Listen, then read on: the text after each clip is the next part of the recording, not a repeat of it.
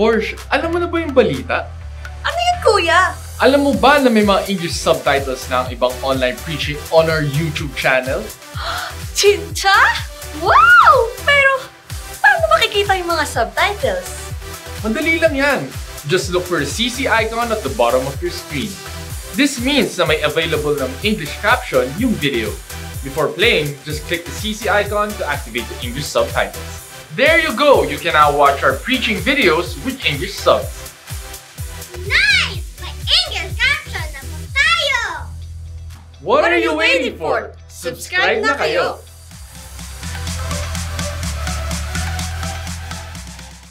With God, yes, maliligtas ka sa pamamagitan na madalas ko pong banggitin at sabihin po sa inyo, that is through the gospel of Jesus Christ.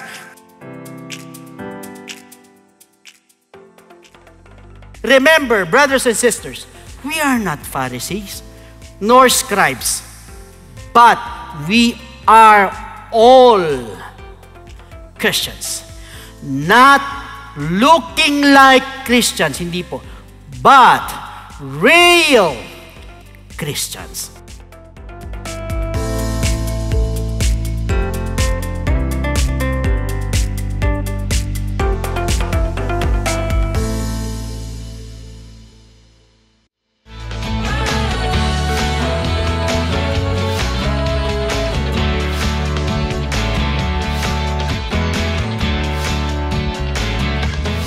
God, who is the first and best, must have the first and best of everything.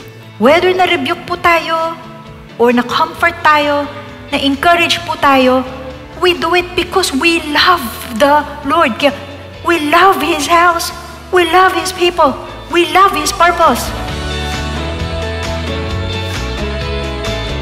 Servants Force Devotion.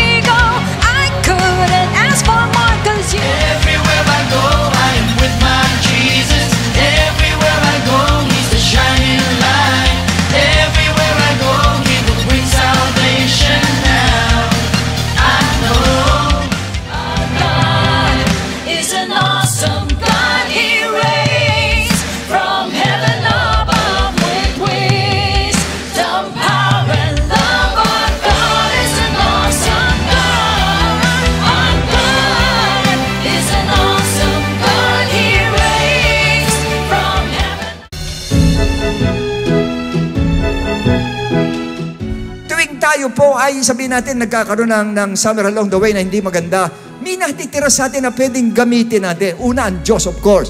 Ang pangalawa dyan, ang isipan natin, ang kamay natin, ang paa natin, at ang katawan natin, lakas natin, pwede nating gamitin po. Huwag mong tutuldukan muna economy, hindi pa diin. Dahil ang Diyos natin, yung resurrection, nasa atin. Pwede pa mag-resurrect yan, pwede pang bumangon yan, pwede pang lumakas yan, pwede pang bumalik sa dati yan, at mas matindi pa sa dati pag binalik na Lord. Mga mananampalataya kayo, mga Israelita, hindi pa katapusan yan. Ba't kayo nagkakaganyan? Your suffering doesn't mean the end of you. Your inconvenience doesn't mean that the end of everything in your life. Hindi. Kahit may pandemic, kahit may gera, kahit may lindol, may mabigat na pagsubok, nandyan na raw ang Antichrist. So what?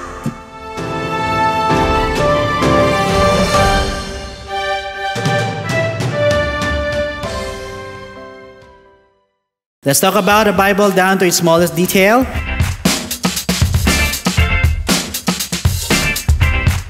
Here on the Teaching Ministries Bible Survey, Wednesday, 7 p.m. on non-exclusive YouTube link.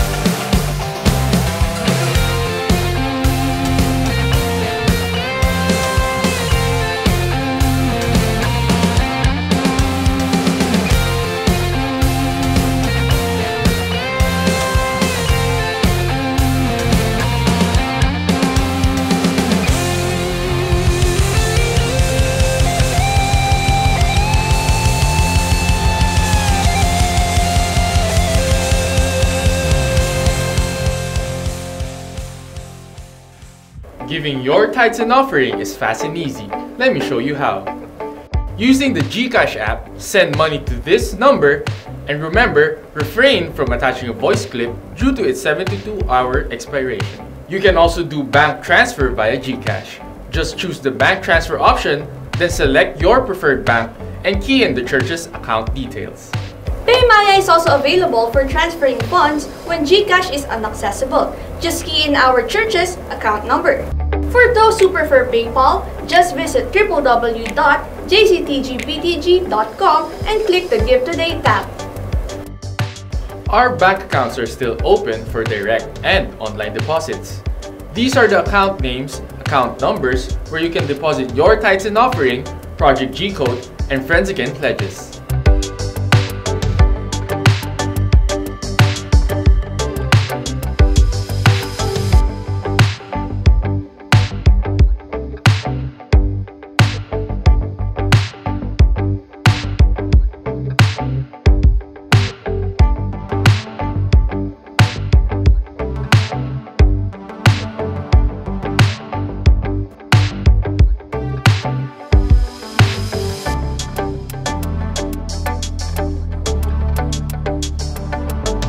Remittance centers such as Western Union, M. Luwalier, Cebuana Luwalier, and Palawan Express are also your options when giving. Please write down Judith Lagunsan or Efren Lopez as receiver and provide this contact number.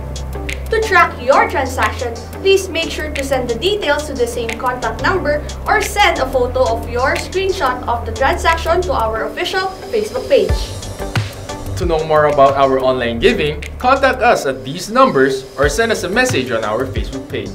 Or visit us at our website at www.jctgbtg.com. Thank you for being our partners in sharing the gospel throughout the world. God bless everyone!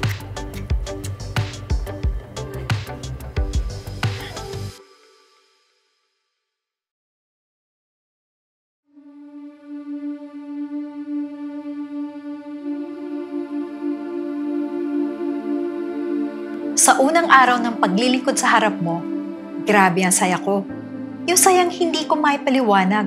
Araw, ginagawa kong gabi, gabi, nagiging araw, kasi wala naman dapat maaksay ang oras. Kumanta, sumayaw, nagturo, nagmeeting pa. Lahat na ata ginagawa ko kasi yan ang konseptong mayroon ako. Mali ba na puro pagpapala ang nakuha? O tama ba na puro kasaganaan ang tanggap sa buhay? Pagsubok at paghihirap sa buhay. Kasi dun daw tumitibay? Not for me. You only live once. Millennial ako eh. Life should be balanced. Masaya. Di laging seryoso. Months, years had passed. Ayun, andito pa rin ako sa pwestong nag-aantay at umaasa. Mukhang masaya, nagkukunwari na kaya pa, na okay lang, sige lang. Yung pagkabasag ko, dahan-dahang tumitindi tuwing pumapasok sa kwarto sa apat na sulok ng realidad. Dito nagiging totoo sa akin ang lahat. Kaya aalis. Di dahil nasaktan, kundi dahil alam ko kahit kailan walang makakaintindi sa mga konseptong meron. Ano bang halaga ang meron ako? Bakit ang tahimik mo? Yung iba nga na di naman naghihirap para sa'yo, binibigay mo agad yung panalangin, pero ako na laging andyan, di mo pansin. Parang may kulang. Di ko maipaliwanag yung nararamdaman. I'm not bound to fail. Bakit biglang ganito? Kung ganyang pagmamahal lang na laging may kondisyon, sa tingin mo maniniwala pa kung totoo ka? Ilang beses ko bang iluluhod ang mga tuhod para sa tugon? Sasagot ka na ba? Di pa ba sapat na ako'y anak mo para kaawaan mo?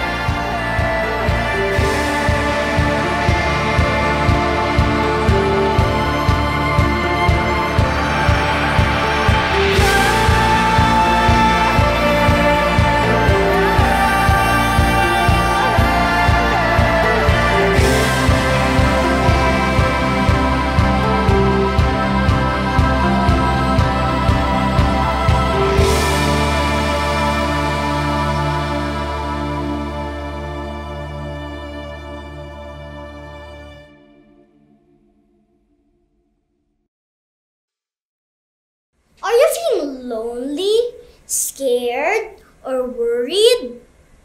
I get it too sometimes, but the Lord loves us so much that He has a gift for me, you, and all of us. Do you know that Christ died for our sins? Yes, He sacrificed Himself for all of us, and He was buried. But on the third day, He rose again. Hooray! So whenever you feel scared, sad, or worried, remember what Jesus did for us. Acts 2:38. We must repent and be baptized in the name of Jesus Christ for forgiveness of our sins. We receive the gift of the Holy Spirit. Believe the gospel. Obey the gospel.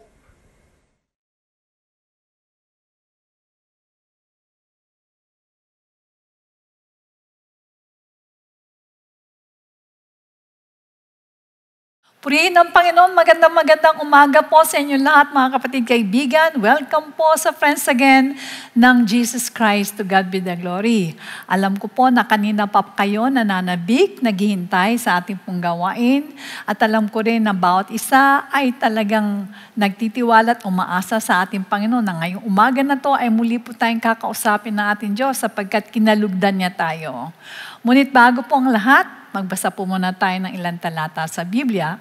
Sa 2 Chronicles chapter 7 verse 14, if my people who are called by my name will humble themselves and pray and seek my face and turn from their wicked ways, then I will hear from heaven and will forgive their sin and heal their land.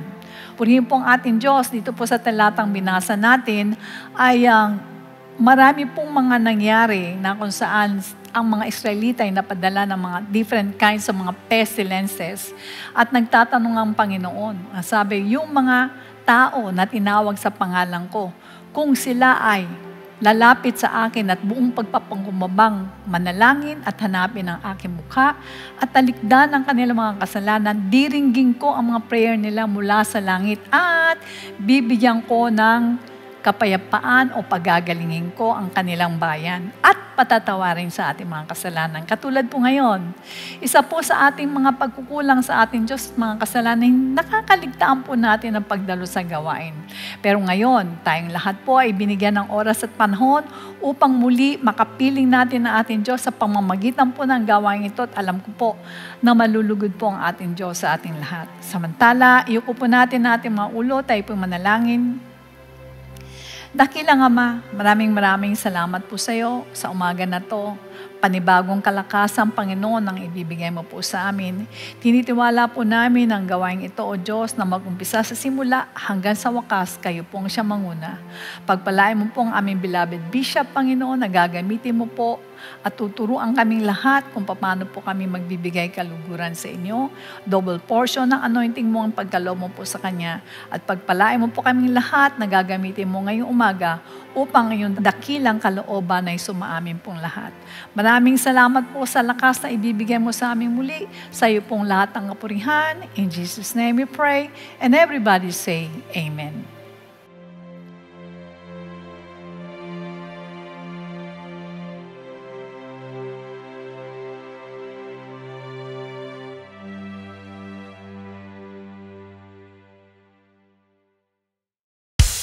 Praise the Lord! Samahan niyo po kami magpuri sa umagang ito at wala po tayong ibang pupurihin kundi ating Diyos lamang. Siya lamang po ang ating pong itataas.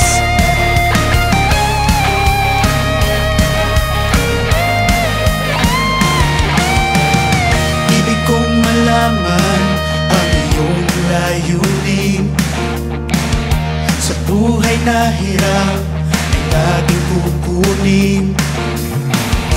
Mga pangarap ko na binubuo, katuparan nito ay nasa iyo.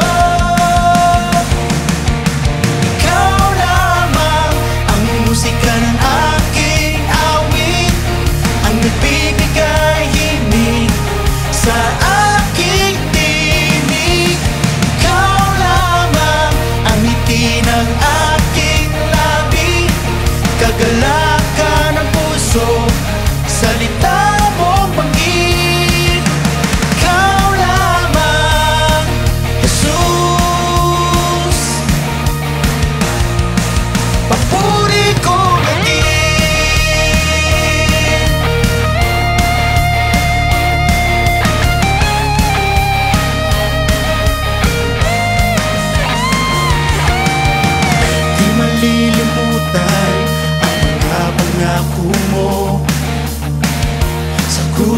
baryo, pinatawad mo ako. Ang sabi mo nga'y iwanan ang iyong kasalanan. At sa araw na ito, sa aking paraiso, kasama mo ako. Ikaw lamang ang musika ng aking awit, ang nagbibigay himig sa aking tinig. Ikaw lamang ang ngiti ng aking labi, kagalakan ng puso, salita mo banggit. Ikaw lamang, Jesus, papuri ko O pupurihin ka namin sa umagang ito. Itaas natin ang pangalan ng ating Panginoon. Ikaw lamang ang musika ng aking awit, ang nagbibigay himig sa aking tinig. Ikaw lamang ang ngiti ng aking labi, kagalakan ng puso, salita mo banggit. Ikaw lamang, Jesus, papuri ko natin.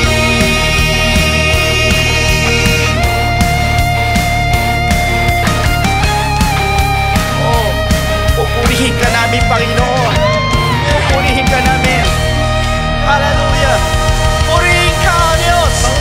Purihin ka. Purihin ka. Itaas ang pangalan mo. Ikaw lamang, Jesus, ang aming itataas, ang aming pupurihin. Hallelujah.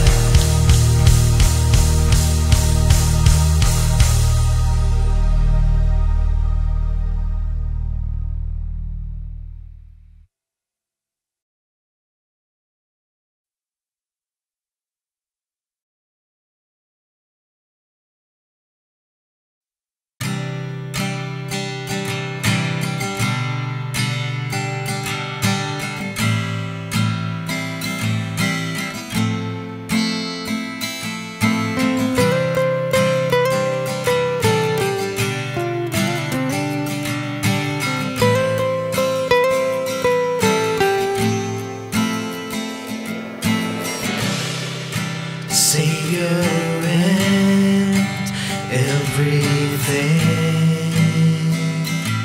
I found my way to you.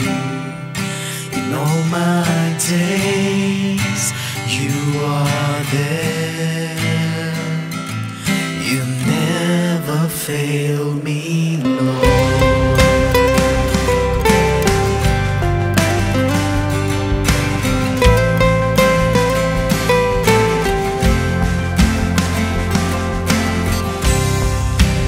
Brought me in to your arms and carried me away.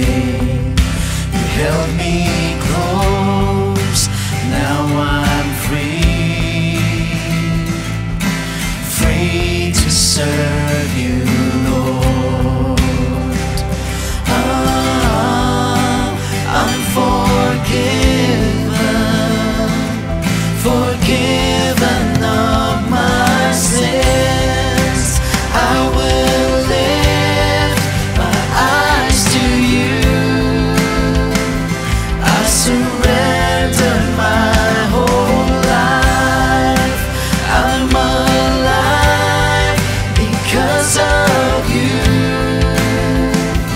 I was lost, but now I'm found.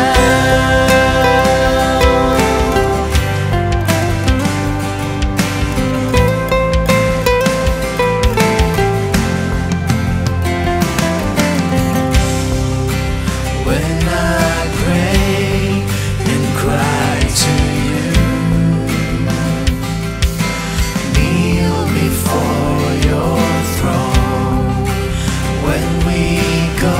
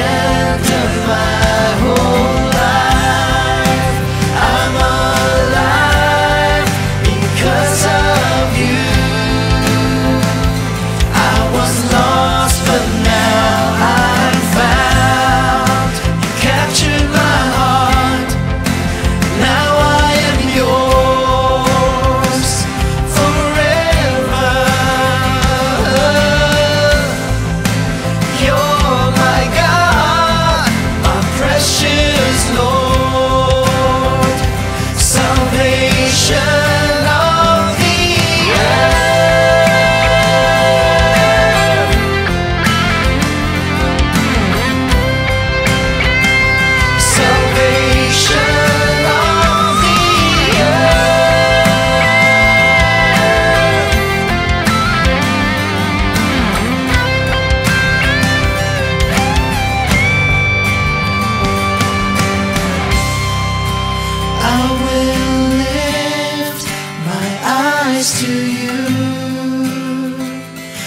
surrender my whole life. I'm alive because of you.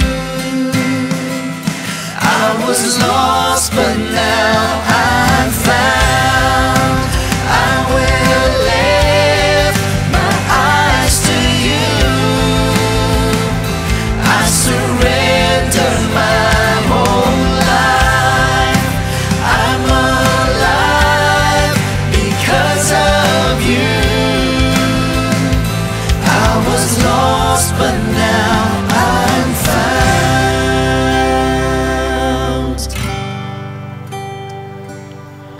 O Panginoon, maraming salamat po sa kaligtasan. Salamat sa kapatawaran. At salamat na patuloy mo kaming pinatatawad. Patuloy, Panginoon, na inililigtas. Minsan kami naligaw, pero ngayon natagpuan mo kami. Maraming salamat po. Walang hanggang papuri. Walang hanggang pasasalamat. Yan lang po yung may gaganti namin sa iyo sa kaligtasan na binigay mo. Salamat po.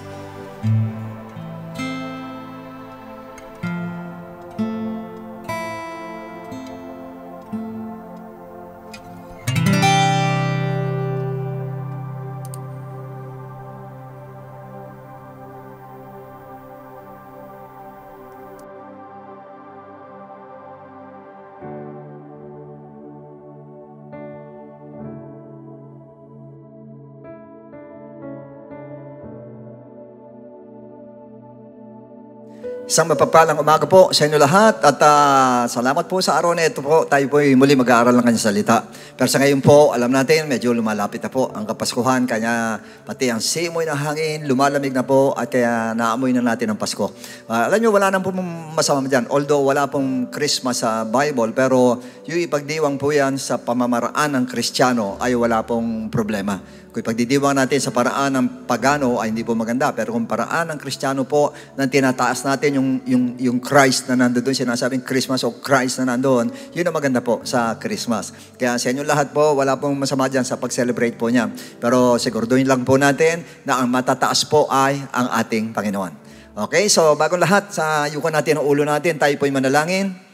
Dakilang Ama, muli kami nagpapasalamat, Panginoon, ng sobra-sobra sa iyo. Sa isang pagkakataon, pinagkaloob mo sa amin na kami muli mag-aaral po na iyong salita. Tulungan mo po, Panginoon, na lahat ng sasabihin mo ay magawa po namin, Panginoon, sapagkat yun po ang aming layunin. Ang pakinggan namin ay lahat ng yan ay aming maisagawa para malugod ka sa amin, Lord, at mapakita namin kami tunay ng mga anak mo, Panginoon. Kaya tulungan mo po ako na maihayag ko ang salita mo ng ayon sa kalooban mo at dumaloy sa akin, Panginoon, ang Espiritu mo patungo sa lahat ng mga anak mo upang sa ganun, Diyos, ay madama namin ang power mo sa umagang ito. Batid mo napakarami, Lord, anong mo problema. Hindi ko alam kung ano-ano, Lord, pero ikaw alam mo, ikaw nakikita mo, Diyos. Kaya tulungan mo po silang lahat, Lord. Dito po sa pamagitan ng message na ito po ay marami po ang lumakas, marami ma-enlighten, Panginoon. Hindi possible, Panginoon, ay magpagaling ka na may karamdaman, Lord. At yung lahat, Panginoon, ng mga nabibigatan ay bigyan mo ng kagaanan, Panginoon. At yung naguguluhan, Lord, ibigyan mo ng kapayapaan. Salamat po, Lord. Maasa kami ng tagumpay sa umagang ito. In Jesus' name, Amen and Amen.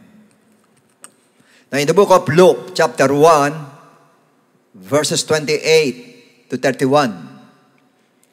And having come in, the angel said to her, Rejoice, highly favored one. The Lord is with you. Blessed are you among women.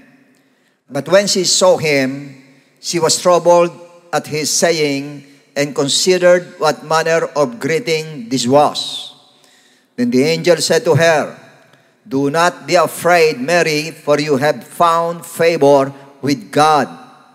And behold, you will conceive in your womb and bring forth a son, and shall call his name Jesus." Now in verse 34, then Mary said to the angel, "How can this be, since I do not know a man?" Verse 35, and the angel answered and said to her, "The Holy Spirit will come upon you, and the power of the highest will overshadow you. Therefore also that Holy One who is to be born will be called the Son of God." And verse 38, and then Mary said, "Behold, the maidservant of the Lord, let it be to me according to your word," or according to God's will. And the angel departed from her. So brothers and sisters, our subject today is entitled, "Thy will be done." Now, I would like to tell you first a very short story about the first Christmas. In the book of Luke 1:27 says, "To a virgin betrothed to a man whose name was Joseph of the house of David, the virgin's name was Mary." Now, what does the Bible mean by betrothed? Now, Jewish betrothal was as binding as modern marriage, and a divorce was necessary to terminate the betrothal. So, that means a betrothed couple were regarded legally as husband and wife. Para na rin silang mag-asawa. Matthew 1:18-19. And now the birth of Jesus Christ was as follows. After his mother Mary was betrothed to Joseph, before they came together, so she was found with child of the Holy Spirit. Then Joseph, her husband ang tawag, Joseph, her husband, being a just man and not wanting to make her a public example, was minded to put her away secretly. So, ito po, ibig sabihin, pag sinabi po betrothed ay, sa kanila po, parang mag-asawa pero hindi pa sila pwede magtabi po, pero mag-asawa na po sila. Now in Luke 1:28-31, Scripture says, "And having come in, the angel said to her, Rejoice, highly favored one, the Lord is with you. Blessed are you among women." But when she saw him, she was troubled at his saying, and considered what manner of greeting this was. And then the angel said to her, "Do not be afraid, Mary, for you have found favor with God. And behold, you will conceive in your womb and bring forth a son, and shall call his name Jesus." So in other words, dito po ay naguluhan si Mary po. Nung sabihin na siya bilang virgin ay magkakaanak siya, talaga pong ako naniniwala, nagulat mga kapatid si Mary, at talagang na-confuse siya dahil sa paano mag-iisa-isip niya, paano mangyayari ito. Kaya sa verse 34, ano sinabi niyang ganon? And Mary said to the angel, "How can this be?" Ayun, "Since I do not know a man." Paano mangyayari ito? Hindi pa kami pwede ni Joseph, yung ibig niya sabihin. Kanya paano mangyayari? And then the angel explained it, how it will happen. Okay, sa verse 35. Ano sabi nga doon? And the angel answered and said to her, "The Holy Spirit will come upon you, and the power of the highest will overshadow you, and therefore also that Holy One who is to be born will be called the Son of God." So I believe Mary was still confused. Kasi first time niyang narinig yung ganung statement ng isang angel na sabihin sa kanya na siya ay magbubuntis samantalang siya po ay virgin. Nevertheless, she answered and said, ito ang magandang answer niya. Sa verse 38, ano sabi niya ganon? And Mary said, "Behold, the handmaid of the Lord, be it unto me according to thy word. Be it unto me according to his will." Ibig sabihin niya, mangyari sa akin kung ano ang kalooban niya. And the angel departed from her. So yung sagot niya, "Be it unto me according to your word," according to his will. Meaning, for Mary, thy will be done. Yun sabihin nun. Kung ang will ng Lord, yun ang mangyari. Kahit na hindi niya masyadong naintindihan, kahit na malaking kahihiyan yung abutin niya, kahit na masisira ang relationship nila ni Joseph, kahit na mahal niya si Joseph, kahit malaking kahihiyan sa family niya, dahil sa kasuklam-suklam sa kanilang magbuntis ang dalaga pag maituturing po. And for Mary, kahit danasin ko pa lahat ng yan, no problem. Basta sa akin, thy will be done. Why? Yan ang tanong ngayon. Now, I remember the Lord Jesus Christ at Gethsemane. Dito po sa Hebrew 5:7, una, ano sabi nga doon? Who in the days of His flesh, when He had offered up prayers, nung siya ay nasa laman pa si Jesus Christ ay nag-offer siya ng prayer and supplication with vehement cries and tears to Him who was able to save him from death and was heard because of His godly fear. Now, sa parting ito mga kapatid, marami nagtatanong at nagtataka, bakit ka Diyos siya ka, bakit nanalangin siya? Nanalangin ba siya sa Diyos? Nanalangin siya sa sarili niya? Paano nangyari yon? Alam niyo, in His humanity, sa kanyang pagkatao po, the Lord Jesus Christ prayed. Madalas siyang manalangin mga kapatid. So, ibig sabihin mo, nananalangin ba siya sa sarili niya? Yun ang tanong ngayon. Jeremiah 23:23-24. Ano sabi ng Bible? Am I a God near at hand, says the Lord, and not a God afar off? Can anyone hide himself in secret places, so I shall not see him, says the Lord? Do I not fill heaven and earth, says the Lord? So these verses show the omnipresence of God. Pag sinabi omnipresence, na sabihin nun, ang God ay nasa lahat po ng dako po. Talagang ang God is everywhere. Naniniwala ako dyan. Wag lang natin iba pinipiloso po na ibig sabihin nando sa ilalim ng gulong, nando doon. Yun yung sinasabi nila, ando ba ikaanto sa ilalim ng gulong? Sa akin po, kung makakapasok ko rin, din nandun. So madali sabi, sa parte yan, ang Diyos natin po, ganyan ang power ng ating Lord. Kaya kung nandirito ang Diyos, nasa Kanya ang Diyos, nananalangin doon mga kapatid, pwede po. May sinabi natin mo sa Book of Matthew, sabi niya ganun, for where 3 or 2 are gathered in my name, there am I in the midst of them. So may nag-gather dito sa Philippines, nandito siya. May nag-gather sa Japan, sabay-sabay na oras sa Amerika, sa Spain, sa lahat. Sabay-sabay, kaya ng Lord, na nandun siya. Doon yung makita na talagang siya, talagang yung kanyang pagiging omnipresence, nandoon po sa lahat ng dako po. Now, Matthew 26:39, ito sinabi niya gano'n, nag-pray na siya. And he went a little farther and fell on his face and prayed, saying, Oh my Father, if it is possible, let this cup pass from me. Nevertheless, not as I will, but as you will, as you will. So this doesn't mean na may conflict between His human and divine will.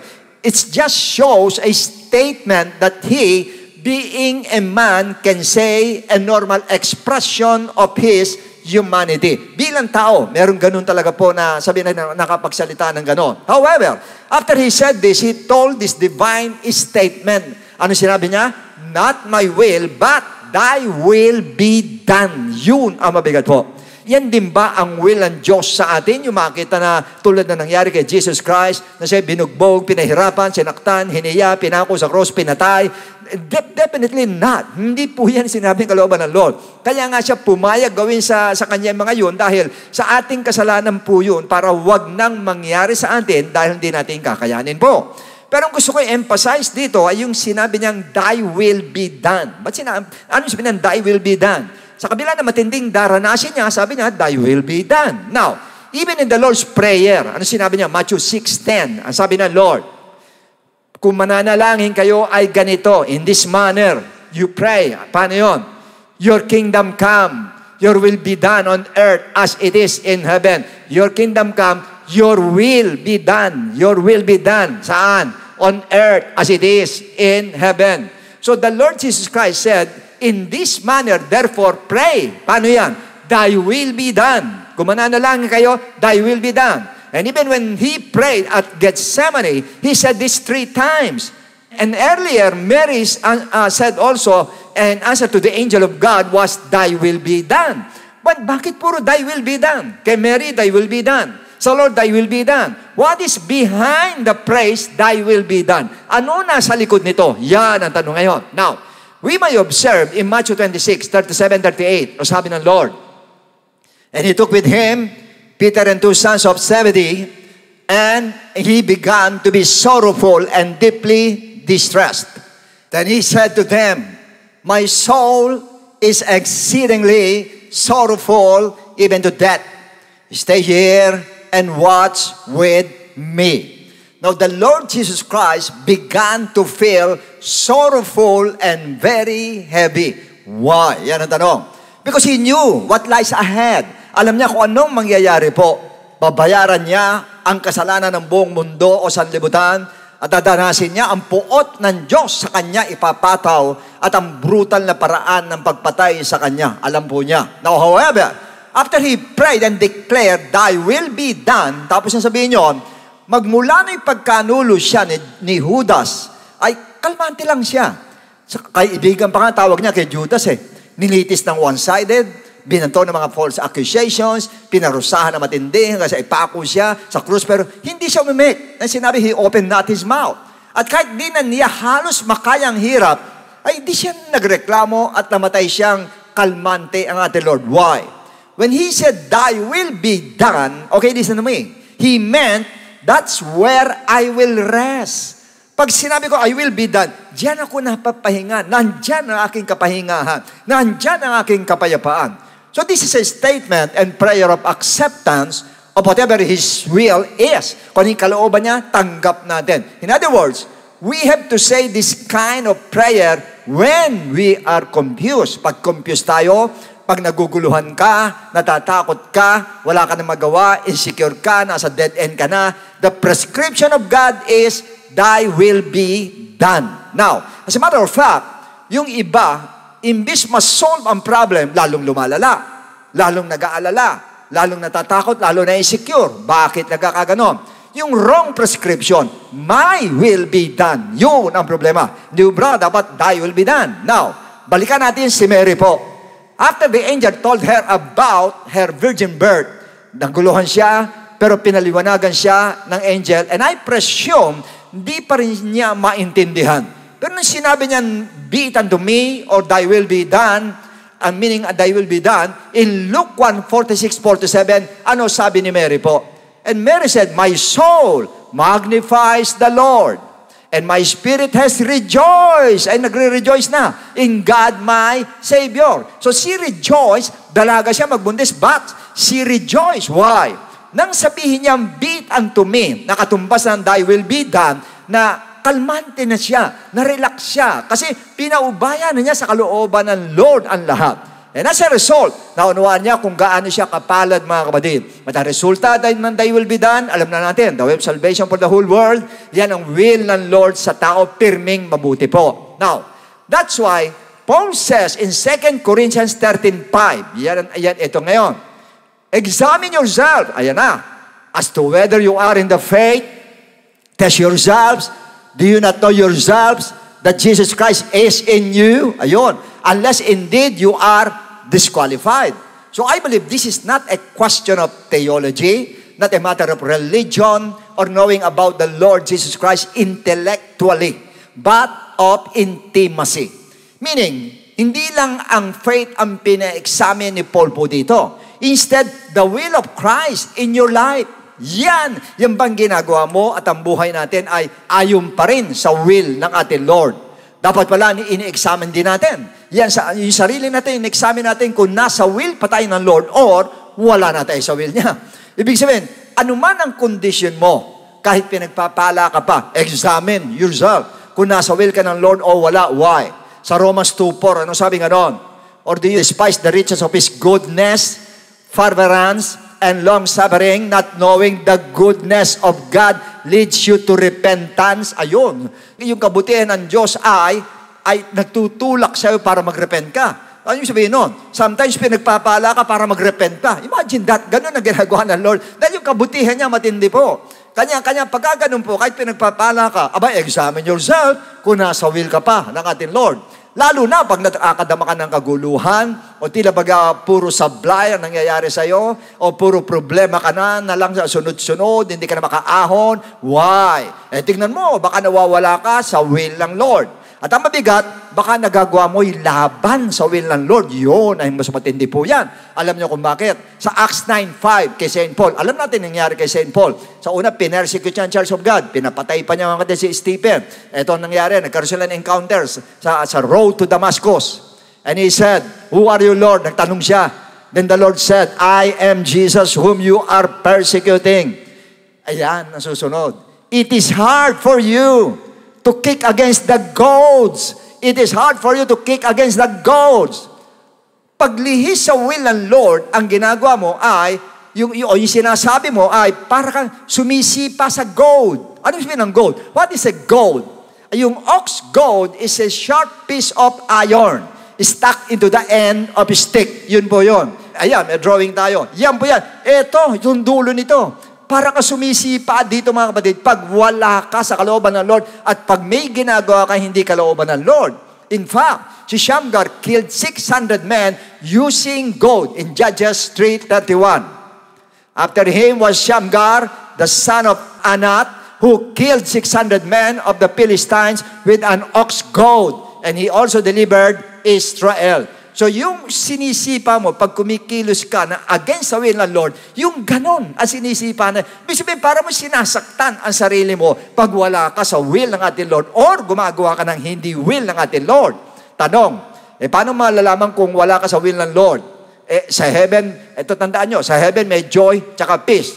Ulitin ko ulit, paano malalaman kung wala ka sa will ng Lord? Sa heaven, joy and peace. Yan po. So, meaning, pag wala sa'yo, yung wala kang joy, wala kang peace, at instead confused ka, may fear ka, may worry ka, may anxiety, insecurity. Pag ganyan, examine yourself. Kasi kung nasa will ka or wala ka sa will ng Lord.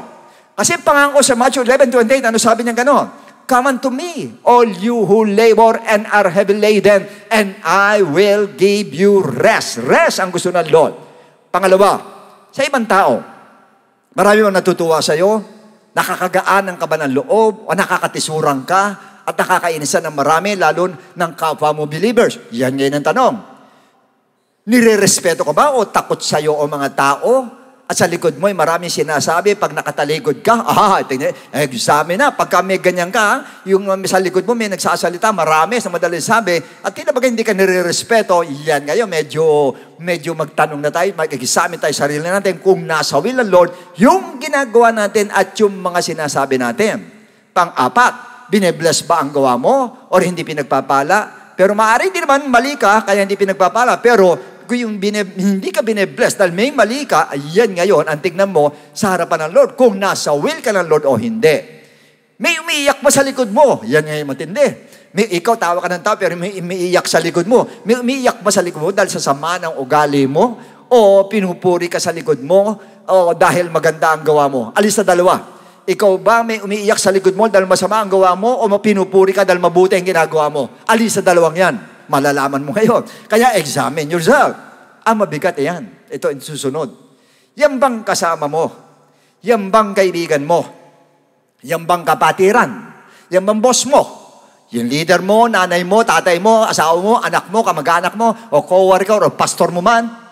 Pagkasama ka ay para ba siyang nasa langit dahil sa payapa siya at may kagalakan? Or para siyang nasa impyerno? Yan ang tanong ngayon. Baka mamaya yung kasama mo, di ba sumisigaw, Amang Abraham, tawagan niyo si Lazarus, si Sausaw yung dulo ng daliri sa akin bibig. Uhaw na uhaw ako, parang impyerno itong kasama ko dito. Baka ganun na, ay mabigat po yan mga kapatid. Hindi dapat ganyan po. Kasi kapag kasama ka niya, parang siyang nasa apoy na pasumpaso siya. Grabe pagka ganyan po. Ay, examine natin sarili natin. Ano ibig sabihin niyan? Wala ka sa will ng Lord pagka ganyan. Imagine, biro mo, tinatawag si Amang Abraham para magpatulong. Alam ko sa Hades lang yun eh. Baka pag ganyan na yung kasama mo, ganyan, hindi mo lang alam, yung tinatawag na kung sino-sino para mawala sa ganung sitwasyon, abay matindi po ang ibig sabihin yan. Pagka ganun mo, medyo yung sobrang lihis natin sa kalooban ng Lord. Either yung masama ugali mo, o masama ang ginagawa mo, o nakakasakit ka ng kapwa mo, yung ginagawa mo, o masakit kang magsalita, ganyan po yan. Kaya lang, problema ay, yun na ibig sabihin eh. Minsan di natin alam eh.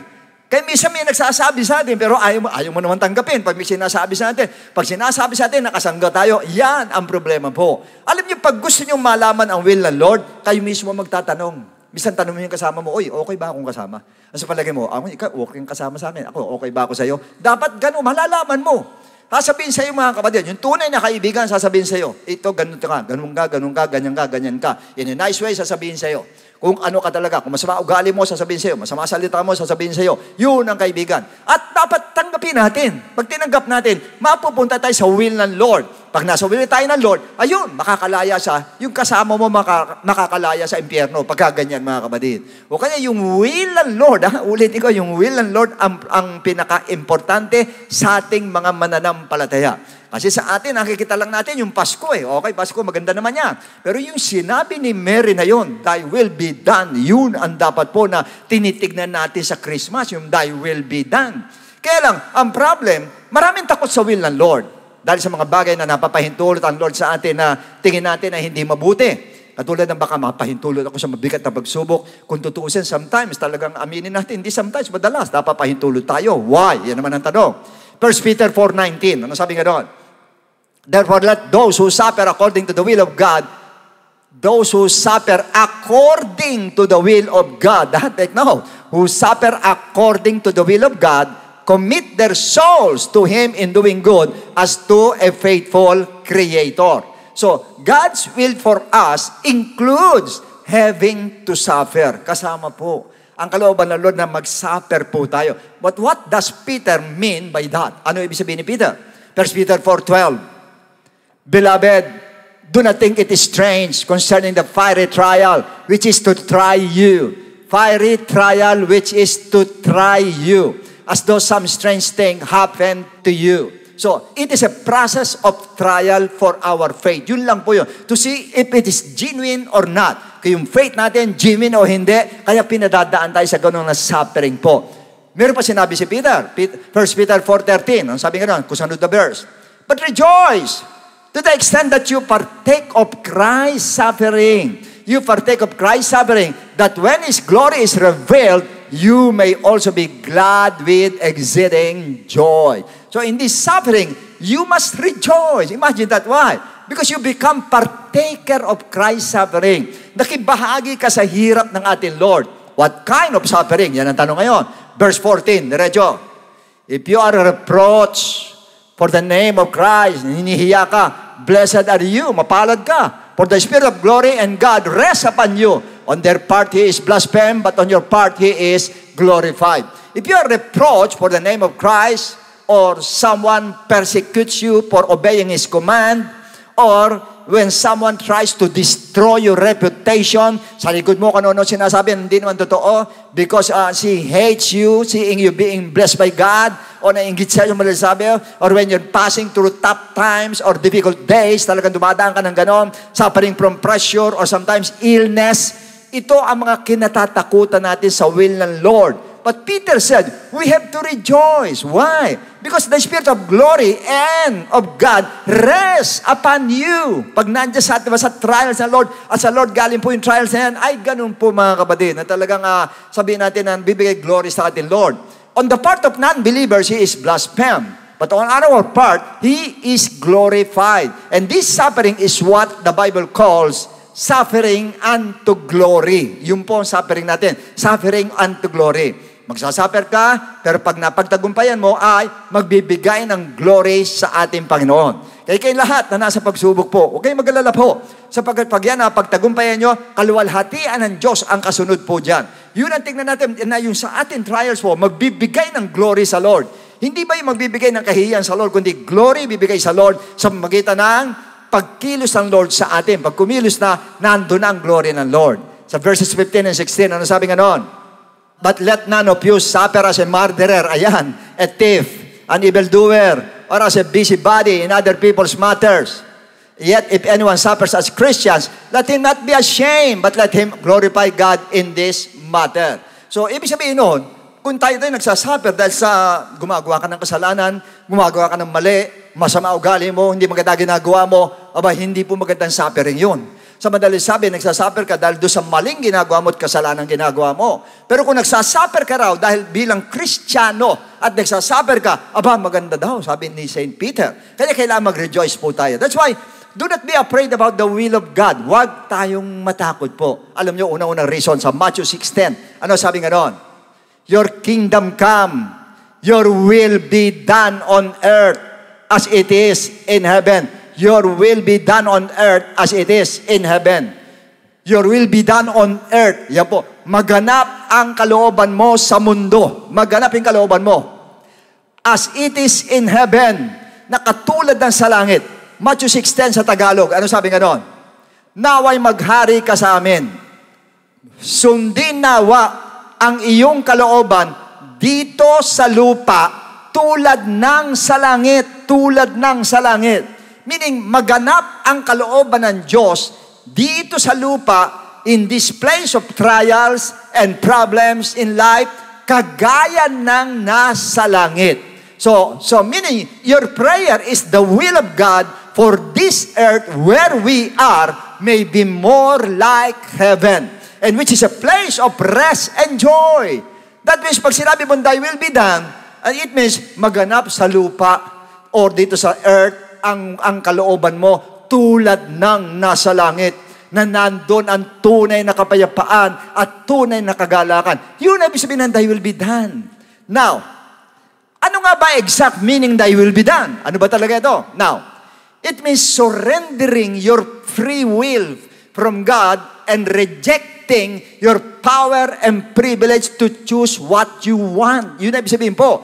I-reject mo yung free will. Yan ang gusto natin. Yung kalooban natin masunod, free will natin. Gusto natin yan. Pero i-reject mo yan na binigay ng Diyos sa atin. At yung power to choose na gusto mong piliin, yan ang gusto natin. Tayo pipili ng gusto natin. Iyan po ay aalisin natin yung privilege yan sa buhay natin. Aalisin natin, re-reject po natin yan.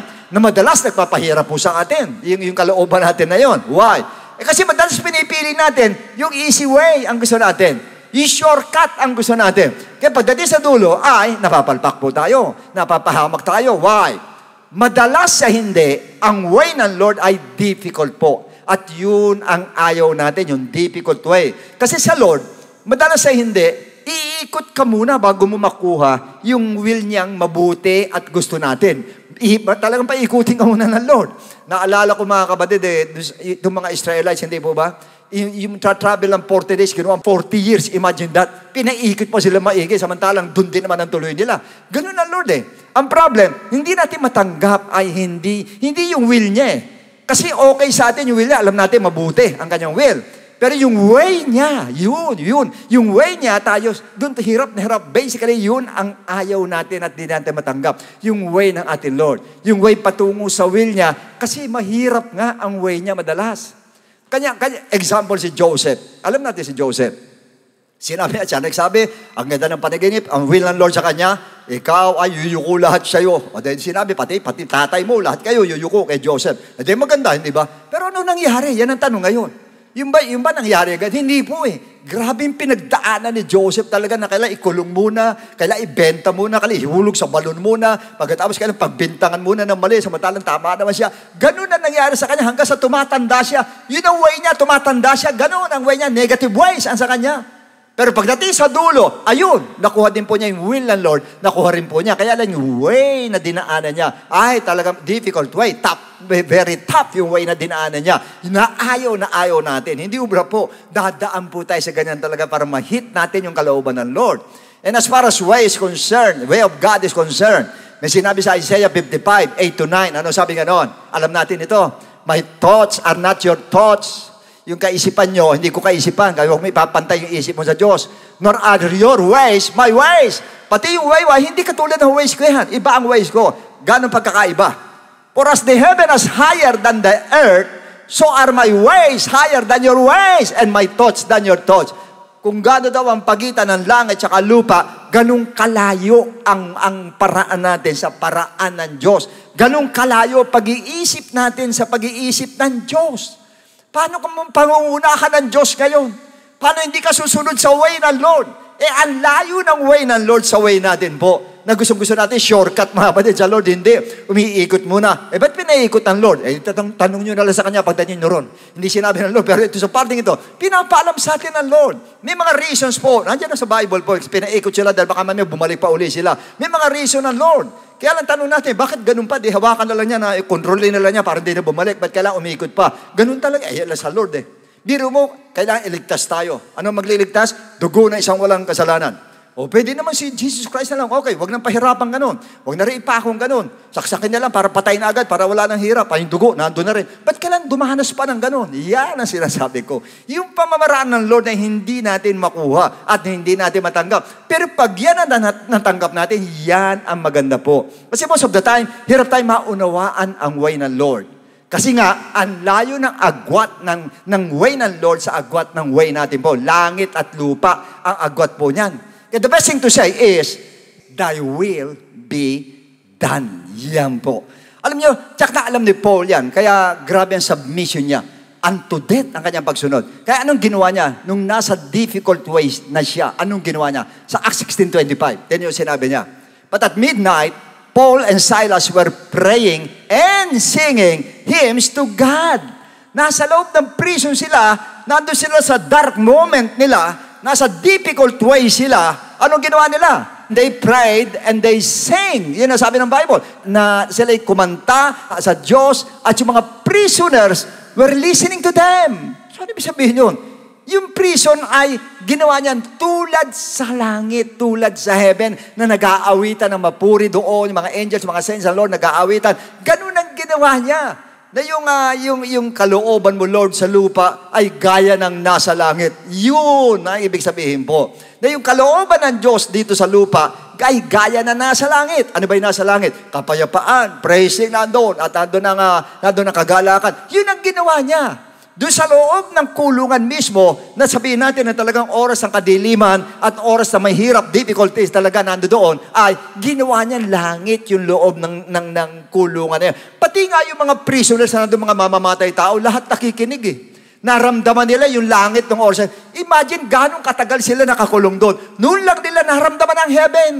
Why? Kasi si Paul alam niya, yung thy will be done on earth as it is in heaven. Alam niya na yung will ng Lord na dito sa lupa kailangan maganap katulad, kagaya ng nasa langit. Ano ibig sabihin nun? So ibig sabihin, ikaw din ang gagawa ng way. Ikaw ang gagawa ng way para yung lupa, yung nasa langit o yung nasa lupa ay maging kagaya ng nasa langit na nandun ang kapayapaan. Sa kabila ng difficulties, nandun ang kapayapaan. Nandun ang kagalakan at nandun ang nagpupuri sa Diyos. Ganun pa din ang ginagawa niya. Kaya depende sa atin po kung gagawin mong langit ang iyong paligid or gagawin mong impyerno. Yan, sabi. Nasa atin po yun.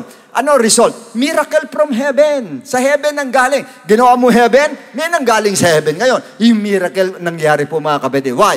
Ginawa mong heaven yung difficult way eh. Ginawa mong langit yung difficult way. Kaya ang result, heaven on earth.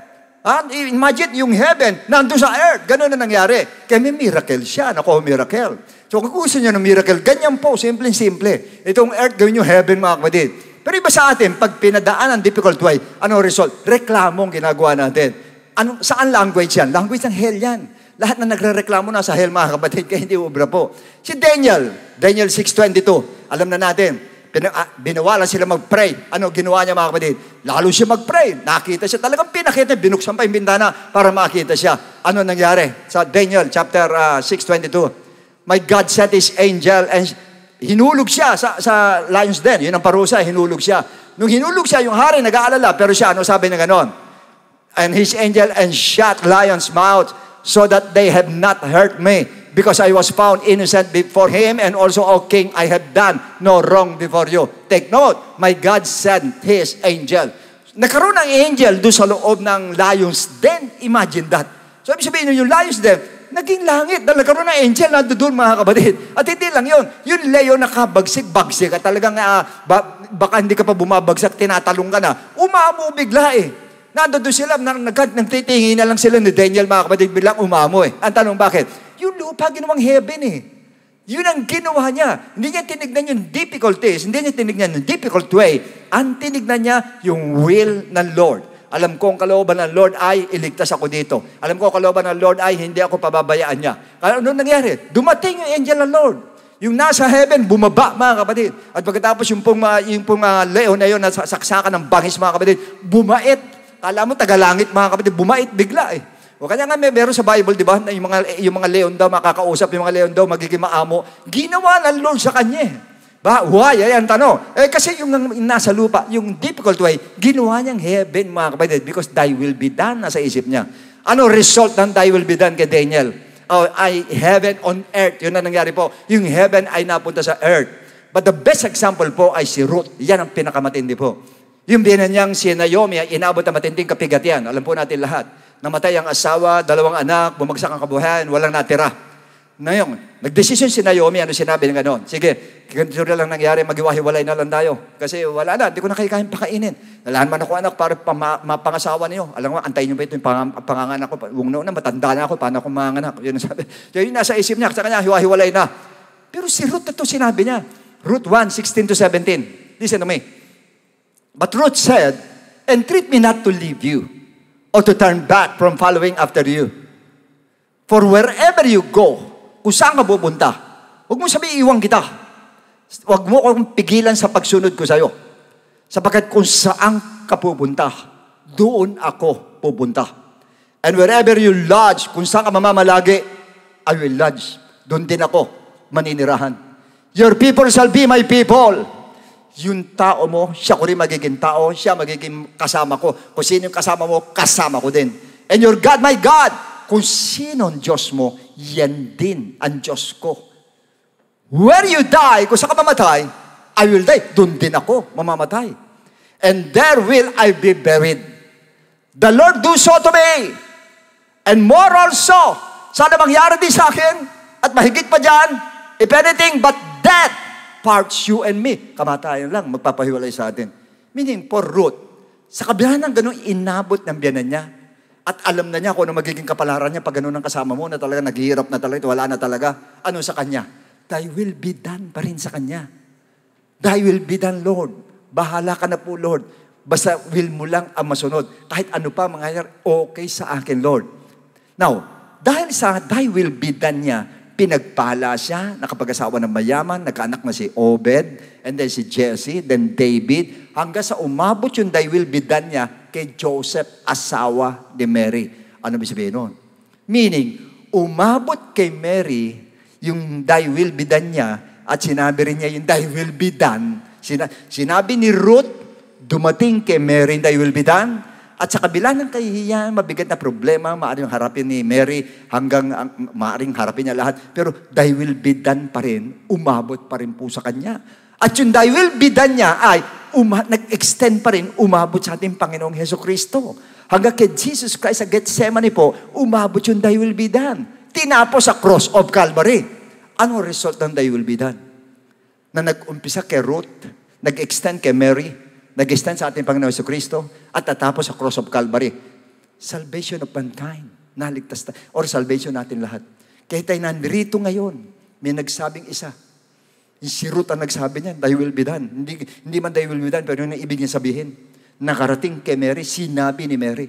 Sinabi ng ating Lord. At nung sabihin ng ating Lord, thy will be done, yung kalooban ng Ama, yung kalooban ng Diyos, ang nasunod, eto ngayon tayo, naligtas po tayo ngayon. Kaya paano mo hindi gagamitin ng thy will be done? Ibig sabihin lahat tayo bunga ng thy will be done. Ni Ruth na nag-extend kay Mary, nag-extend kay Jesus Christ, ang resulta, langit para sa atin lahat. Ganong kaganda at ganong kahanga-hanga ang will ng ating Lord. Kaya huwag mong katakutan yung salitang, thy will be done. Magbibigay ng yun ang magbibigay ng tunay na kapayapaan at kagalakan sa buhay mo sa oras ng kaguluhan. Alam niyo, example, dito ako magtatapos. Ako mismo sa sarili ko. Isang gabi, actually talagang hindi ko alam. Biglang pumasok sa akin na parang nagkaroon ako ng fear, nagkaroon ako ng worries na hindi ko maintindihan, insecurity pumasok sa akin lahat. Hindi ko makatulog talaga. Alam niyo, ginising ko si pastora, nagpa-pray pa ako sa kanya. Hindi ko alam ko spirit eh. Talagang nagpa-pray ako sa kanya. Pinray niya ako mga kapatid. Medyo kumalmante naman. Pero dumating ako sa ganung point na hindi ko rin alam kung ano yung ang dami mga pinag-iisip ko mga kapatid na puro negative lahat pumasok sa isipan ko mga kapatid. Rebuke na ako ng rebuke ko, wala pa din. Parang wala pa din. Ngayon nagpa-pray ako sa kanya, siguro mga 3 o 3:30 a.m. yun. A.m. ha? Doon, nakatulog ako mga kapatid. Tapos nagising ako ng maaga, tapos nag-pray ako. Pag-pray ko ngayon yun, kanya ko nakuha itong topic na ito. Sinabi ko sa Lord yun. Iniyak ko sa Lord, Lord, ba't ganun? Ba't nagkaroon ng ganito? Alam mo, sinabi niya sa akin, kung yung sa Matthew 6:10, kung mananalangin kayo, thy will be done. Thy will be done. Thy will be done. Ibig sabihin ng Lord, Pag dumadanas ka ng ganyang kaguluhan na hindi mo alam kung anong gagawin mo, pag sinabi mo, thy will be done, grabe, nagkaroon ako ng kapayapaan nung sinabi ko yun. Nung sinabi, thy will be done, Lord, nawala lahat. Insecurities, lahat nawala. Worries, nawala fear, nawala lahat. Lahat ng mga hindi maganda, mga negative emotions, nawala lahat. Nung sabihin ko, thy will be done. Why? Thy will be done on earth as it is in heaven. Sa heaven, alam natin kung ano nandun. Joy and peace. Yan lang dalawang yan ang babanggit ko, wala na iba. Yan, joy and peace ang nandun. Kaya pag sinasabi mo may problem ka, sinabi mo, Lord, thy will be done, Lord. Grabe, mapapayapa ka na. May sakit ka, talaga hindi ka gumagaling matagal. Sabi mo, Lord, thy will be done. Alam naman natin yung will ng Lord eh. Ang tanong, bakit? Pag sinabi mo, thy will be done, yung mangyari sa lupa, mangyayari sa langit. Tanong, meron ba may sakit sa langit? Wala naman eh. Meron ba namamatay sa langit? Wala naman eh. Meron ba kahirapan sa langit? Wala naman eh. Kaya ba't ka matatakot magsabi na thy will be done? Kaya nagbibigay ng kapayapaan eh. Kaya yan sinasabi ko sa inyo. Kaya yung thy will be done, nagbibigay ng kapayapaan sa atin po. Pag sinabi mo, thy will be done, Lord. Ibig sabihin nun, bahala ka na. Yung will ko, wala na. Suko na yan. Yung pagpili, ikaw na pumili para sa akin, Lord. Hindi ako pipili, ikaw ang pumili para sa akin, Lord. Yun ang ibig sabihin po nun. Na talagang pinamahala mo. Pamamahala ng Diyos sa buhay mo, binigay mo sa Kanya. Yung pamamahala sa buhay mo. Na supposedly, dapat siya naman talaga. Siya ang king na nasa heart natin, dapat ang king ang masusunod. But basically, tayo nasusunod. Kaya kanya tayo nagsasuffer. Yung will natin na nagpapahirap sa atin. Yung free will natin nagpapahirap sa atin. Yung power to choose ang nagpapahirap po sa atin. Kung tayo lang walang karapatang pumili, ang Diyos ang pipili sa atin, walang mapapahamak sa atin. Pero paano mo magagawa? Yun. Thy will be done. Pag sinabi mo, thy will be done, bahala na ang Lord. Yun na sabihin, pinaubaya mo ng lahat sa Kanya. Ganito mo sinabi niya, casting all your cares upon Him, because He cares for you. Sinabi ni Peter. Sabi sabihin, bigay mo raw lahat sa Kanya. Yun din yun, ibig sabihin, binigay mo lahat sa Kanya. Pag sinabi, thy will be done, binigay mo na lahat sa Kanya. At sa panahon ngayon po, ako na nagsasabi sa inyo, hindi nga natin alam, baka sa next year, mas matindi mangyari. Kanya dapat alam na natin magsabi ng, Lord, thy will be done on earth as it is in heaven. At yun ang mangyayari. Kung yun nasa heaven, yun ang gagawin mo dito sa lupa. Kaya meron kang kapayapaan. Naguguluhan yung iba, natatakot yung iba, ikaw payapa ka. Natutulog ka na maayos. Why? Because thy will be done, Lord. Ganon. Kasi yun lang po ang solusyon, mga kapatid. Napakaganda po. Yan tinitip ko sa inyo kasi nangyari sa akin. Ngayon sa akin, pag kami ganyan, may mga maraming problema, yun lang sinasabi ko, Lord, thy will be done. Hindi ko sinasabi, kumikilos ako, sinusolve ko, pero yung salitang thy will be done, parang nagpapatiyan lang ako kung anong gusto ng Lord mangyari. Ganun na nangyayari, mga kapatid. Ang ganda. Ang ganda ng buhay pagka ganun. Kanya sinabi sa Matthew 6, ano sinabi niya ganun? Sapat na yung ngayon para sa ngayon. Yaman yung bukas sa mag-alala para sa bukas. Yan ang ibig sabihin ng Lord. Ba't may naalala yung bukas sa Kanya yan? So, ibig sabihin sa atin, Lord, basta siya naman, thy will be done. Pati bukas, Kanya na. Kanya na, pati future, Kanya na. Bahala na siya, mga kapatid. Ilalagay ba tayo sa masama ng Lord? Yan ang tanong. Ilalagay ba tayo sa hindi maganda ng Lord? Yan ang tanong. John 10:10 ang sinabi niya, ako'y naparito para bigyan kayo ng buhay. Anong klaseng buhay? Buhay na kasi siya. O hindi ko sinasabi yayaman, ha? Hindi. Buhay na maayos, bibigay sa atin ng Lord. Naparito siya para magbigay ng buhay, hindi para pumatay. O paano kung matatakot kung may sakit ka, samantalang naparito siya para magbigay ng buhay. O kanya pag sinabi, thy will be done. You know will ng Lord. Buhay at buhay na kasi siya. Gusto ng Lord para sa atin po. Kaya huwag niyong katakutan yung thy will be done. Lalo na, pag naguguluhan tayo, ay, yan na po yan, pasok na yan mga kapatid. Huwag niyo nang pilitin. Pag kayo naguguluhan at talagang sumuko ka na, huwag niyo nang pilitin. Huwag na po. Wala po mangyayari, hindi niyo makukuha. Matatakot tayo, ma-stretch kayo, ma-anxiety kayo yung mangyayari sa inyo. Yun lang ang salita, Lord, thy will be done, Lord. Thy will be done on earth as it is in heaven. At makikita niyo ang pagkilos ng ating Lord. Walang magugulat ka. Ikaw mismo, magki-create ka ng heaven dito. Samantalang nasa difficulties ka, nung oras na yun. Pero makakapag-create ka ng heaven. Yung atmosphere ng heaven, maiki-create mo. Kasi pinagkatiwala mo sa atin, Lord. At magugulat ka, from heaven, may bababa. Yan ang tatandaan ninyo. May miracle na bababa from heaven. Dahil pinagkatiwala mo sa heaven ang iyong pinoproblema. So, purihin ng Diyos, mga kapatid, sana po sa maikling message ng Lord na ito, naunawaan natin, mga kapatid. At sana po lahat tayo ganun. Alam ko lahat kayo nararamdaman ko. Marami sa inyo naguguluhan. Marami sa inyo nababagabag.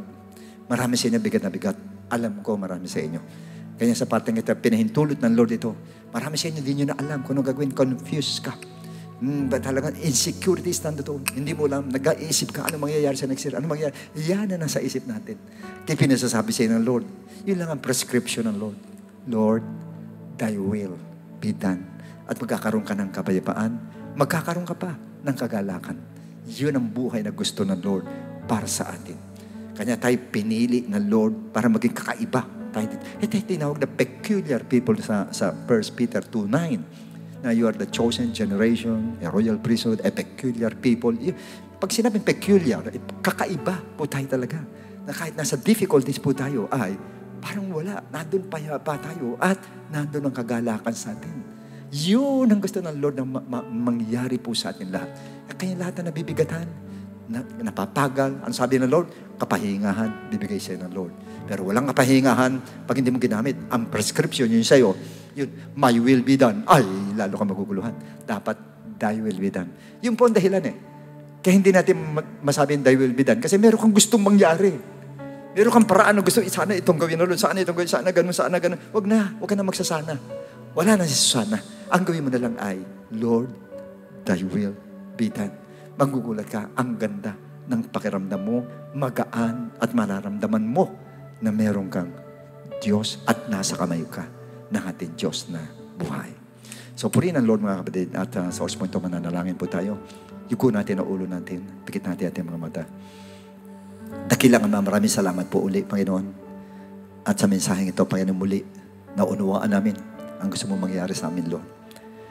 Na lahat po ng aming mga kabigatan, Lord, at pag sinabing kabigatan ngayon, nakikita mo at alam mo sa lahat ng mga nanonood kung gaano yung kabigatan dinadala nila, Panginoon. Iba't ibang klase ng kabigatan, Lord, na talaga sometimes nagpapahirap sa aming mga Kristiyano, Panginoon. Nagpapahirap, Panginoon, sa kalooban, minsan sa physical, Panginoon, minsan sa finances, oh Lord, na talagang halos hindi na alam kung anong gagawin, Lord. Naguguluhan na doon, confusion na doon. At minsan, Lord, kakaroon na ng doubt sometimes, pati sa Word of God, Lord. Dahil nga po sa mga nangyayari nga, Lord. Tulungan mo, Panginoon, sa oras na ito, Diyos, na magsabi kami ng ganyan, Lord. Ibig sabihin pa kami nasa dead end na pinahintulot mo. Kanya mo pinahintulot para kami po'y wag nang kumilos at sabihin namin sa iyo na thy will be done na lang, Panginoon. At umasa na lang kami sa iyo, Panginoon. Gawin lang namin yung dapat namin gawin. The rest, Panginoon, inaasa namin sa iyo, Lord. At ngayon din, Lord, hinihiling ko sa iyo. Yung lahat na naguguluhan, yung lahat, Panginoon ko, na nababagabag, lahat na natatakot, Lord, turuan mo magsabi ng thy will be done para makuha nilang kapayapaan at kagalakan sa kabila ng mga kaguluhan at mga problema na gaganap sa kanilang buhay. Yunat mong kamay mo sa kanilang Panginoon. Sa mga may karamdaman, Lord, yunat mo. Alisin mo ang takot sa kanilang Panginoon. Ang ilagay mo, Panginoon ko, yung salitang thy will be done. Pagtitiwala sa iyo, Panginoon, na ikaw ang dakilang manggagamot, Lord. Yung po, lagay mo sa puso niya, Panginoon. Hindi ang takot, Panginoon, kundi salitang thy will be done ang pagtitiwala at pagtatalaga ng lahat sa kanyang buhay, Panginoon, sa iyong mga kamay. Lalo na rin kung may problema, Panginoon, sa finances. Na hirap talaga, Lord. Ganon din po, Lord. Turuan mo sila, although sila may ginagawa, gawin lang dapat nilang gawin. Pero the rest, Lord, ikaw na po ang bahala, Lord. At magsabi sila ng, thy will be done. Tulutan mo, Lord, na yun nga ang mangyari sa lahat ng mga nakikinig ngayon, mga kapatiran, lahat po, mga kapatid, mga Kristiyano, mga hindi Kristiyano, Lord, tulungan mo mangyari sa kanila yung salitang, thy will be done on earth as it is in heaven. Then, pag nandirito sila sa earth, maramdaman nila ang heaven. Salamat po, Panginoon, at naniniwala akong marami ang na-enlighten, marami lumakas sa orsa ito, at gagamitin namin bilang yung motto namin ngayon, Lord, pirming, thy will be done. Upang na sa ganun, makuha namin ang lubusang kapayapaan at kagalakan sa aming puso. Salamat po, Lord. Pinupuri ka namin tinataas. In Jesus' name, amen and amen. Okay po rin ang Diyos, mga kapatid, at salamat po sa maikling katuruan ng ating Lord. Sana po mula sa araw na ito, yan na po ang gagawin natin, ha? Thy will be done on earth as it is in heaven. Kung ano yung nasa heaven, dalhin natin dito sa lupa para maging payapa tayo, may kagalakan, at maganda ang buhay po natin. Lalong Pasko natin, gaganda pag thy will be done ang ginawa po natin. Salamat po sa pagkataong ito po ay may paliliwanag sa inyo si Pastor Lud tungkol po sa isang Thy will be done niya, yung will niya, yung gospel ng ating Lord. Siya po magpapaliwanag at makikita niyo kung gaano kabuti ang ating Lord, kung anong ginawa niya para sa ganun, mapakita sa atin kung gaano tayo kamahal ng ating Panginoon. Salamat po sa isang linggo. Muli tayo makinig po dito sa Friends Again at magpalain kayo ng Lord. God bless you all.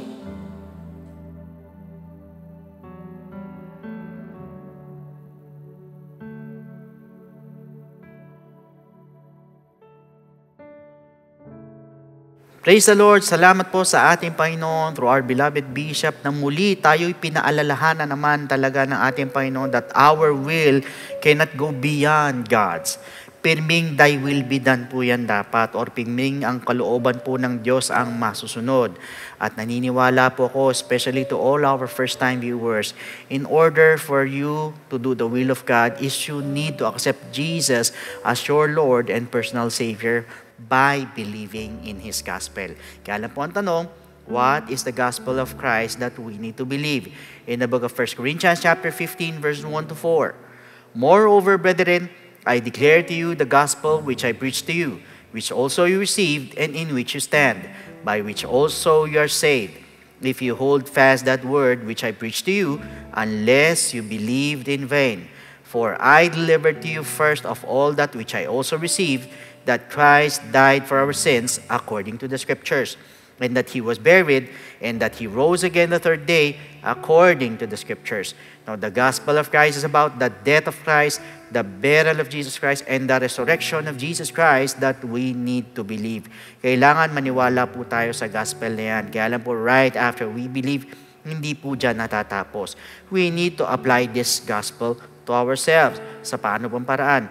By obeying the gospel. In the book of Acts chapter 2 verse 38. Then Peter said to them, repent and let every one of you be baptized in the name of Jesus Christ for the remission of sins, and you shall receive the gift of the Holy Spirit. Now, first is repentance. Para ma-apply po natin yung gospel na yan, unang-una, we need to repent. Tayo po hihingi po ng tawad sa ating Panginoon, sa mga kasalanan po natin. Iko-confess po natin ng ating pong mga kasalanan. At naniniwala po ako, no matter how big, how great, or kahit gaano pa karami ang nagawa natin, or kabigat ang nagawa natin kasalanan sa ating Panginoon, the Lord is willing and able to forgive your sins as long as nandoon po yung genuine repentance sa ating po mga puso, na talaga nandoon hihingi tayo ng tawad po sa Kanya. At patatawarin po tayo ng ating Panginoon. Yan po yung unang step. We need to repent. Second, we need to be baptized in the name of Jesus Christ. So tayo naman po ibabautismuhan naman po sa tubig, or ilulubog po tayo sa tubig in the name of Jesus Christ. At ang sabi po sa Romans chapter 6 verses 3 to 4, or do you not know that as many of us were baptized into Christ Jesus, were baptized into His death? Therefore, we were buried with Him through baptism into death. Ulitin ko, ang sabi, therefore, we were buried with Him through baptism into death, that just as Christ was raised from the dead by the glory of the Father, even so we also should walk in newness of life. So yan po yung pangalawang step. We need to be baptized in the name of Jesus Christ. And the third step is, we need to receive the gift of the Holy Spirit. Diyan naman po papasok ang ating transformation, ang ating regeneration. So mababago na po tayo. In fact, once you receive the gift of the Holy Spirit, or the Holy Spirit mismo, yan po yung power na sinasabi, power to overcome all the works of the flesh, all the works of the enemies in our lives, and all our weaknesses. Yan po tutulong po sa atin para ma-overcome yung lahat ng ating pong mga kahinaan. At yan din po ang magpapaalala po sa atin to do the will of God, para makasunod po tayo sa kalooban ng ating Panginoon. So take note, first, we need to repent. Second, we need to be baptized in the name of Jesus Christ. And thirdly, we need to receive the gift of the Holy Spirit. And that is what we call the good news. And that is the gospel of Jesus Christ. So at this moment, sa lahat ng gustong tumanggap sa ating Panginoon, pwede po ba na itaas po ninyo inyong dalawang kamay bilang tanda ng pagsuko? Yuko po ninyo inyong maulo, and please repeat after me with this prayer. Panginoong Jesus, lumalapit po ako sa iyo bilang isang makasalanan. Patawarin mo po ako sa lahat ng aking mga pagkakamali at pagkukulang. Sa oras na ito, tinatanggap po kita bilang sariling tagapagligtas at tinatanggap po kita bilang Diyos ng aking buhay. Naniniwala po ako na ikaw ay namatay, ikaw ay nilibing, at sa ikatlong araw ay nabuhay na magmuli. Tulungan mo po ako makapagsimula ng bagong buhay at idagdag mo po ako sa iyong kaharian. Maraming salamat po. Sa pangalan ni Jesus. Amen. So yan po yung unang step, and for the second step, sa lahat po ng gusto magpabaptize, andyan po mga telephone numbers po natin sa baba po ng mga screens po ninyo. Pwede po kayong tumawag dyan para makapagpa-schedule po tayo ng water baptism. Gayun din, kung hindi naman po, ay pwede po kayong mag-message po sa ating pong FB page. Iwan po kayo ng mensahe dyan para masagot po namin to give you further instructions. So meanwhile, here's Pastora Norma for additional message and benediction. So once again, God bless every one of you, and to God be all the glory.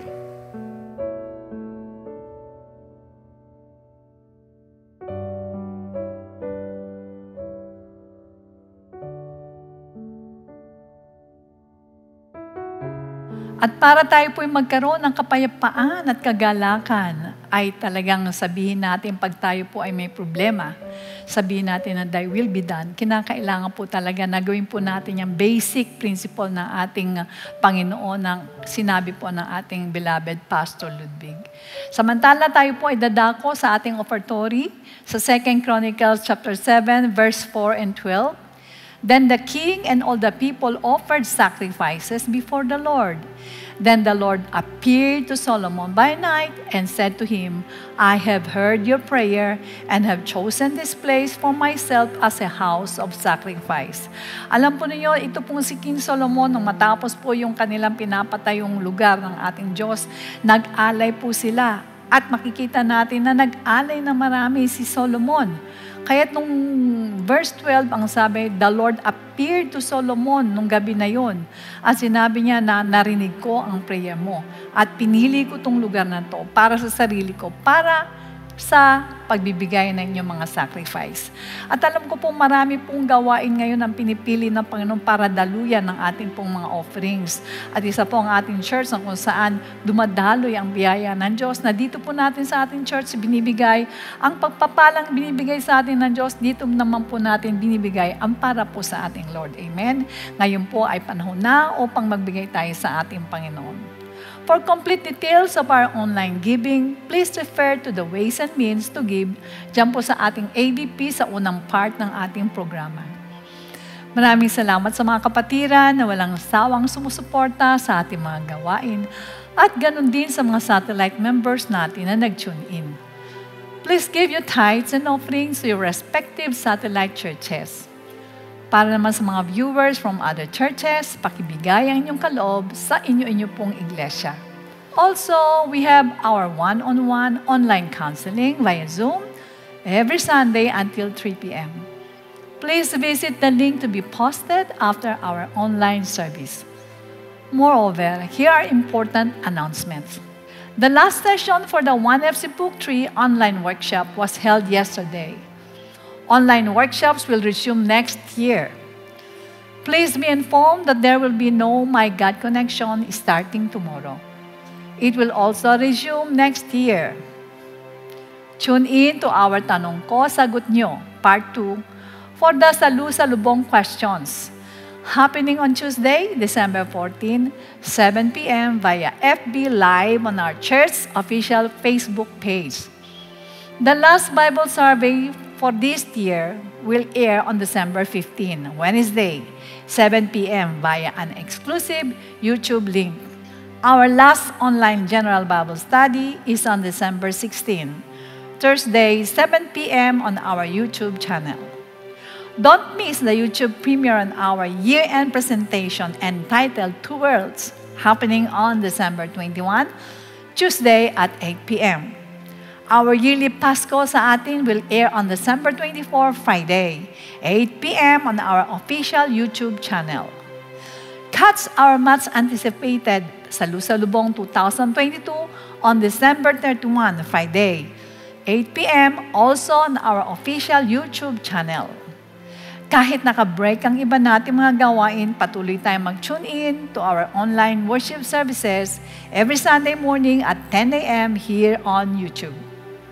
Alright, purihin po ang ating Panginoon. Tunay nga po na talaga napakaganda po ng topic na ibinigay po ng ating Diyos to our beloved Bishop Louie. Talaga pong sadyang may kapayapaan at kagalakan kapag po itiniwala natin ang ating Panginoon, ang ating mga sarili. Sapagkat bakit? Kung minsan po talaga magulo ang buhay ng mga tao. Minsan ng mga Kristiyano ganun din. Kasi minsan nagkakaroon tayo ng mga error, mga pagkakamali o mga kasalanan na siyang nagiging dahilan ng problema. Pero pag ganitong sitwasyon, isip-isipin natin at sabihin natin sa ating Diyos, Lord, thy will be done na nga. Hindi ko naiisipin yun, hindi ko na problemahin yun. Alam ko po na kayo po ang siyang kikilos sa aking mga problemang ito.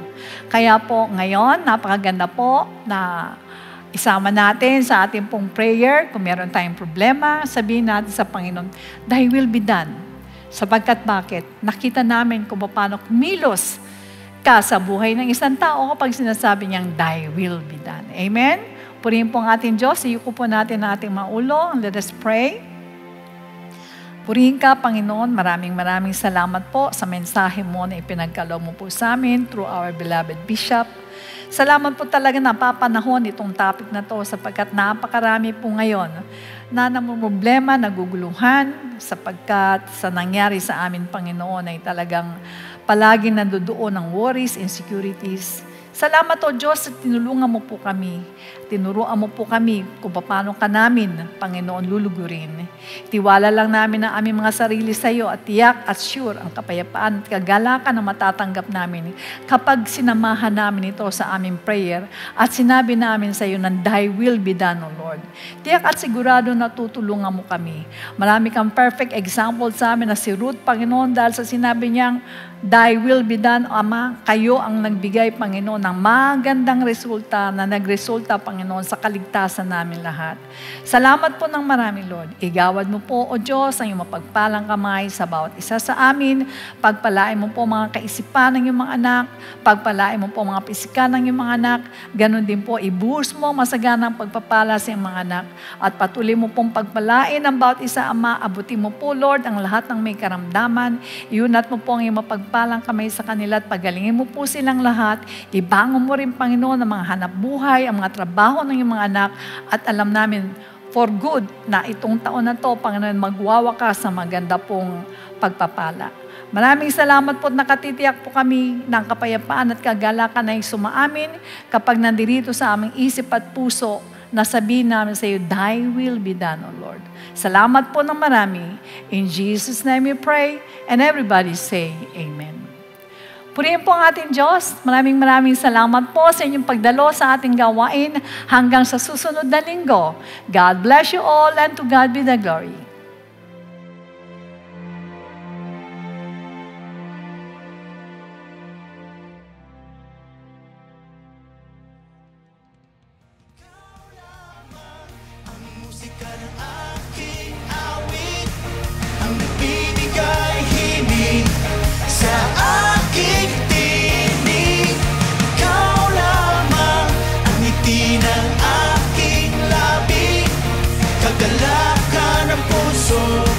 Salita mo banggit, ikaw lamang, Jesus. Papuri ko pupurihin ka namin sa umaga nito. Itaas natin ang pangalan ng ating Panginoon. Ikaw lamang ang musika ng aking awit, ang nagbibigay himig sa aking tinig. Ikaw lamang ang ngiti ng aking labi, kagalakan ng puso, salita